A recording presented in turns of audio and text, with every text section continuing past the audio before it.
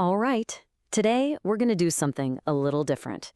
We're diving into this data mystery that's known as the Elton anomaly. And guess what? We've got our hands on the entire digital library that supposedly proves it all. So let's get in there and unpack this thing. Okay, so first things first, right? What is the Elton anomaly? Just the name itself sounds like some kind of puzzle, a statistical blip that, if you believe the source, just shouldn't be there. The whole claim is that there's this hidden pattern locked away inside a really well-known text. And where does the proof for this come from?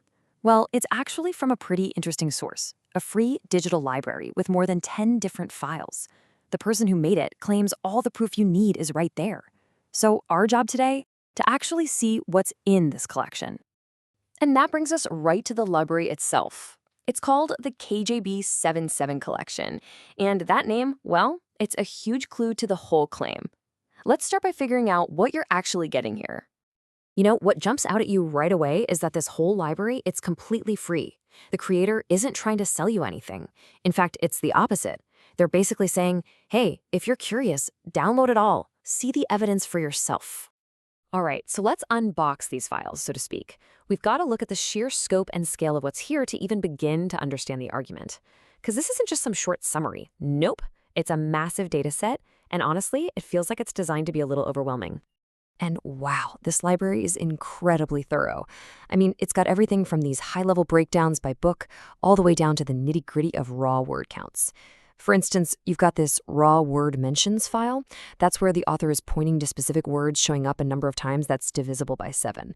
Then there's the verse breakdown, which supposedly shows patterns in the verse structure itself. It's basically a complete research package all ready for you to analyze.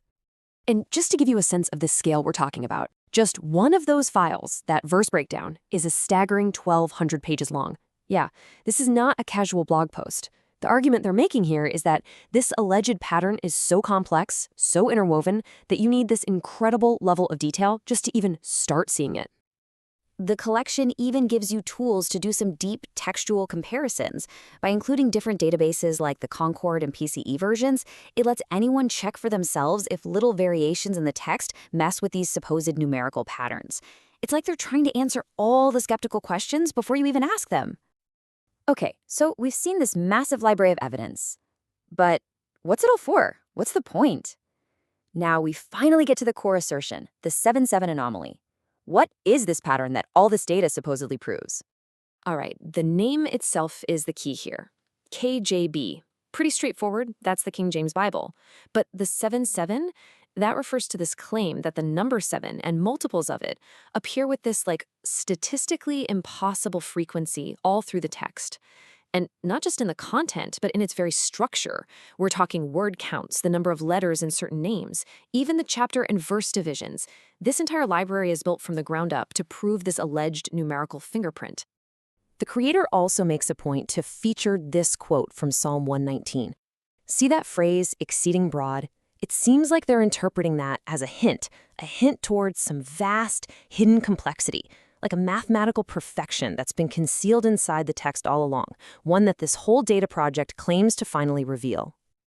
Now look, that is an extraordinary claim. So you might be asking, how could you possibly even begin to test it? Well, this next part covers the tools they give you, because the library isn't just saying, here are our findings. It's basically an open invitation for anyone to try and verify them. And the creator lays out a really clear path. They basically say, okay, first, download the raw text files. Then, use our spreadsheets to check the word counts for yourself. After that, cross-reference everything with these well-known concordances, and only then should you look at our pre-made charts. The whole process is designed to feel transparent from start to finish.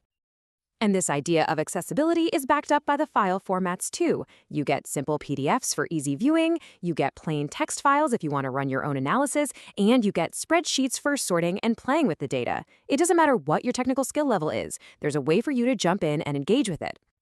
So all of this brings us to our final section. What does it all mean? You know, when you're faced with such a massive, meticulously organized pile of data, and it's all pointing towards one really extraordinary conclusion, what are you supposed to take away from it all? Well, when you get right down to it, you can look at this data in at least 2 different ways. On one hand, you could see it as proof of a hidden, intentional structure, a real, genuine anomaly. But on the other hand, it could be a textbook example of something called apophenia. That's our brain's powerful and sometimes tricky tendency to find meaningful patterns in what might just be random noise. The library gives you the data. The interpretation, well, that's up to you. And that leaves us with the big question, the one at the heart of any big data project like this, really. When does data actually reveal a hidden truth? And when does it just become a mirror, simply confirming the very patterns we were hoping to find all along? Definitely something to think about.